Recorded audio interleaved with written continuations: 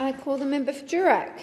Thank you, Madam Deputy Speaker. I rise today on what will most likely be the second last Thursday of this parliament.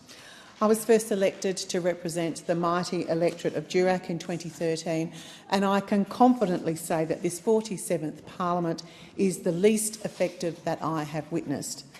As this parliament draws to a close, it is worth taking time to reflect on this term and whether this government has improved the lives of everyday Australians.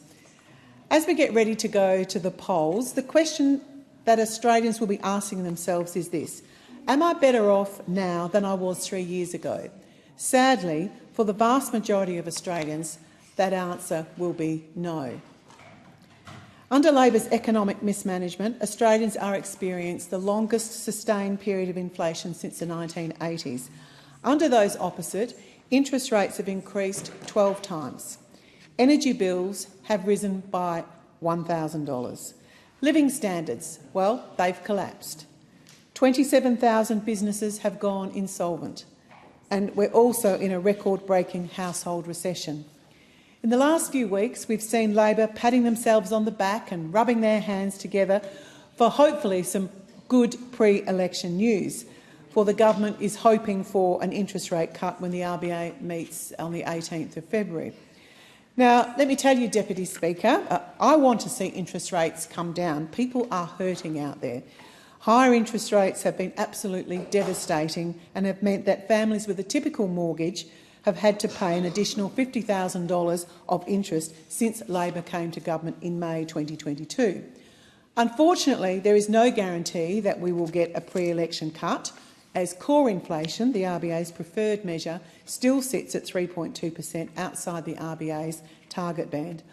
While Labor's failures to deal with the rising cost of living is, of course, front of mind for most Australians, people in my part of the world, in regional Western Australia, they are also deeply concerned by this government's attacks on farmers and failure to invest in the bush. The Prime Minister often credits Western Australia for his election in 2022.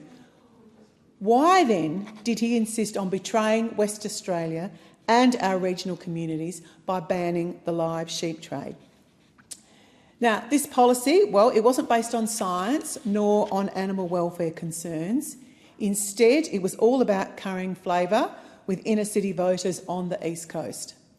The Prime Minister said that live exports were in decline and this policy would boost domestic production. Well, how out of touch was the Prime Minister? Already we know that to be a furphy, because in the same week in January that the Tamman Sheep Abattoir closed, which is going to be back in Durack at the next election, the Moroccan government announced that they would begin to take our live sheep. Confidence has collapsed since this decision and the domestic market is suffering as a result. Farmers are rushing to get out of sheep and farming communities are hurting. Now, in terms of regional infrastructure, as I've pointed out to the House several times, this government is failing us. Those opposite, well, they ripped up the Building Better Regions Fund and replaced it with their Growing Regions program. Not 1 cent has been delivered from that program to fund projects in Durack. 2 projects, well, they were announced, but not a single cent has been delivered. Round 1 was a complete joke, marred by delays, and incredibly the minister, who happens to be sitting here in the chamber, underspent the pool by about $90 million. I mean, honestly, there weren't enough projects that could have actually been able to spend that $90 million. This meant projects like the Newman Youth Centre in the Pilbara, they weren't supported in round 1.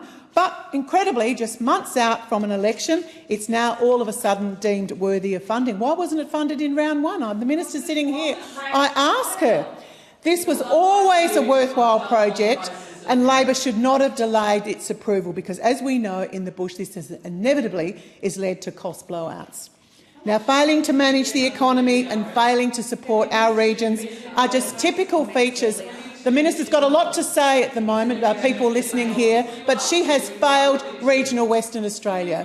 as have many of the ministers, whether it's housing, and the minister continues to talk over the top of me, such as the disrespect of this government, underspending on a fantastic program which should be supporting regional areas.